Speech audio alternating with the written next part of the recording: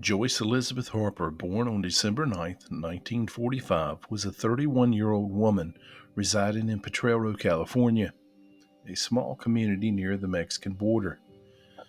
She was described as being 5 foot 3 inches tall, weighing around 120 pounds, with brown hair and brown eyes. Joyce was also known by other aliases such as Joyce Gann and Vivian Ann Maddox. Sometime around January 1st, 1975, Joyce disappeared without a trace. Her absence went unreported for 2 decades. That is until December 15th, 1995, when one of her daughters filed a missing person report. The circumstances surrounding Joyce's disappearance are, well, strange. Living in a remote area, her sudden vanishing raised a few immediate alarms. However, the lack of early reporting and scarce details have hindered investigative efforts, leaving her case cold and cloaked in mystery. It just gets stranger. Approximately 2 years after Joyce's disappearance, her 15-year-old daughter, Kimberly Cozart, well, she also went missing. In February 1977, Kimberly was last known to be living on Banner Grade Road in Julian, California, which is another rural community in San Diego County.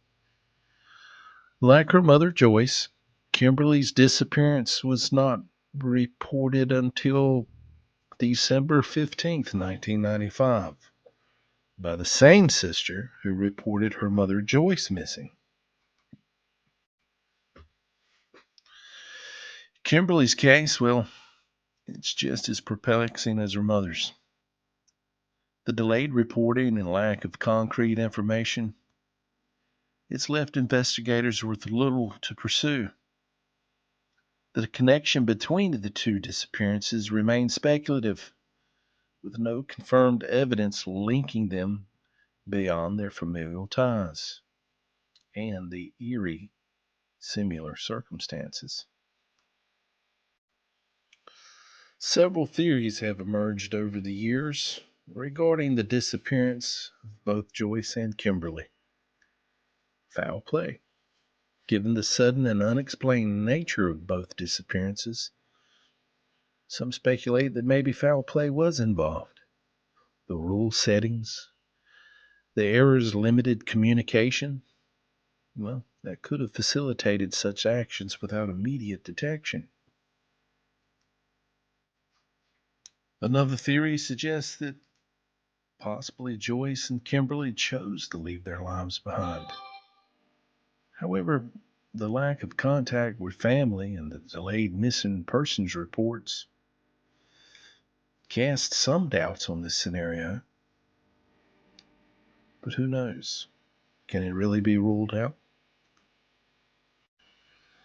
And then, considering Patero's proximity to the Mexican border, some speculate that their disappearances could be linked to cross border criminal activities that were very prevalent during that time.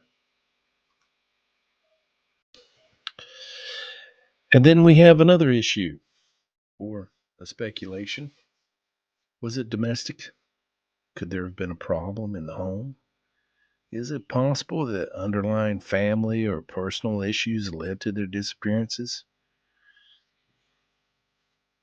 However, without concrete evidence, this remains conjecture at best. But why so late in reporting them? 2 decades.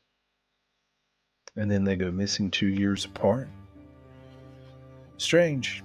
Strange indeed. The significant delay in reporting both disappearances has been a major obstacle.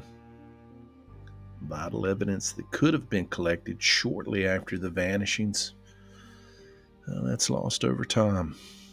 Additionally, the lack of dental records and fingerprints for both Joyce and Kimberly, it's further impeded identification efforts.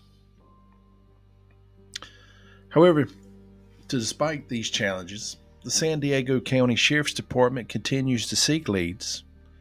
Both cases are open, with some DNA samples available for comparison.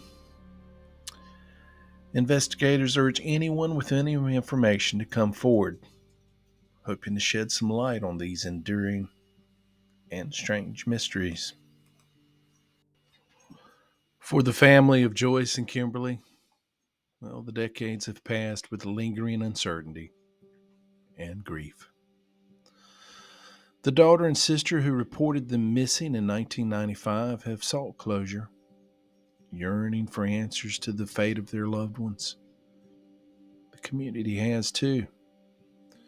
The community remains haunted by these unresolved cases, emblematic of the many missing persons whose stories fade with no resolution.